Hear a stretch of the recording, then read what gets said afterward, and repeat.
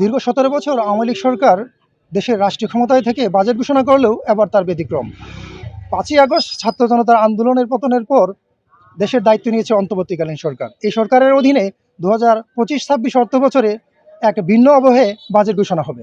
অন্তর্বর্তীকালীন সরকারের প্রধান উপদেষ্টা ডক্টর মোহাম্মদ ইউনূসের সরকার কী রাখছে বাজেটে তা জানতে কৌতূহলের শেষ নেই দেশবাসীর। শিক্ষা, স্বাস্থ্য, যোগাযোগ ব্যবস্থা, উন্নয়ন বঞ্চিত সুনামগঞ্জের হাওর অঞ্চলবাসীর এই বাজেটকে নিয়ে প্রত্যাশা অনেক। 2025-26 অর্থ বছরের বাজেট নিয়ে এনটিভির বিশেষ আয়োজন বাজেট প্রত্যাশায় জানাবো সুনামগঞ্জের হাওর অঞ্চলবাসীর দুর্ভোগের কথা, মনের প্রত্যাশা। আমরা মোটরসাইকেল চালাই, আমরা রীতিমতো ড্রাইভিং করতে পারি না, রাস্তাঘাটের সমস্যা। কিন্তু দেখা গেলে আমরা বেকারত্ব এই রাস্তাঘাটের জন্য আমরা বাড়তেছি। এই সরকার, বর্তমান সরকার যদি আমাদের যুবকের প্রতি একটু নজরদারি দিয়া আমরা বেকারত্বের চিন্তাধারা করে একটু বাজারটা আমাদের প্রতি একটু নজর দিত, তাহলে আমরা বেকার যুবক যারা আছে অবশ্যই আমরা জন্য একটু ভালো হইতো। তখন যে একটা বাজেট দিব সরকারে, তখন আমরা গরিব কামগাল যেভাবে চলতে পারি, আমরা হাওর এলাকার মানুষ, সেইভাবে বাজেটটা দিলে একটু ভালো হবে। তখনই আমরা চলতে একটু সুবিধা হবে। কেন আমরারে তো ফানিয়ে বন্যায় সবকিছু আমরারে এই মারে। বাংলাদেশের সরকার আগামী বাজেট যে ঘোষণা করবে সেই বাজেটে যাতে জনগণের কল্যাণমূলক হয় সেই চিন্তাধারা রেখে যেন সরকার বাজেট পাস করে সেই কামনাই করি। এই 17 বছর আওয়ামী সরকার যে লুটপাটের বাজেট হয়েছে, সেই লুটপাটের বাজেট যাতে না হয় এবং আমরা প্রত্যাশী জনগণ যাতে একটা ভারসাম্যপূর্ণ বাজেটের মধ্যে একটা ভারসাম্যপূর্ণতা থাকে। সুনামগঞ্জ জেলার তাহিরপুর উপজেলা আমাদের যারা সরকারি চাকরি করি তারা হাওর ভাতা থেকে বঞ্চিত আছি।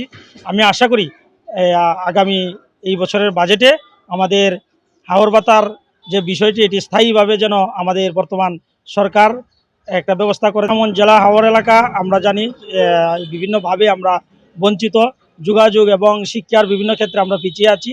সেই হিসাবে আমি মনে করি যে আমাদের যে বর্তমান সরকার আছে সেই সরকারের বাজেটে আমাদের এই শিক্ষার কিভাবে উন্নয়ন হয় সেই ব্যবস্থা বর্তমান সরকার রাখবে।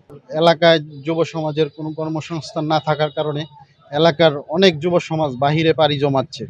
এদিকে যদি সরকার একটু নজর দেয় বা আগামী বাজেটে যে কর্মসংস্থানের দিকে যদি নজর দেয়, তাইলে আমাদের দেশের যুব সমাজ অনেকটাই কাজে লিপ্ত থাকবে, তো সমাজও ইনশাল্লাহ ভালো থাকবে।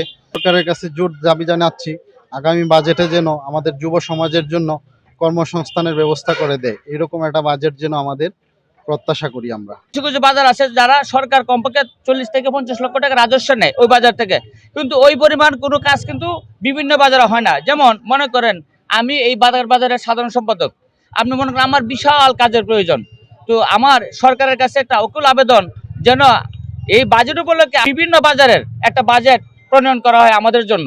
যাতায়াতের ব্যবস্থা এবং স্বাস্থ্য খাতের ব্যবস্থা খুবই লাজুক। ওষুধপত্র, ভালো ডাক্তার এবং ভালো চিকিৎসা যাতে পায় জনগণ, প্রত্যন্ত অঞ্চলের জনগণ, আগামী বাজেটে যেন এই বাজেট রাখা হয়, আমি এই অন্তর্বর্তীকালীন সরকারের কাছে এই আশা ব্যক্ত করি।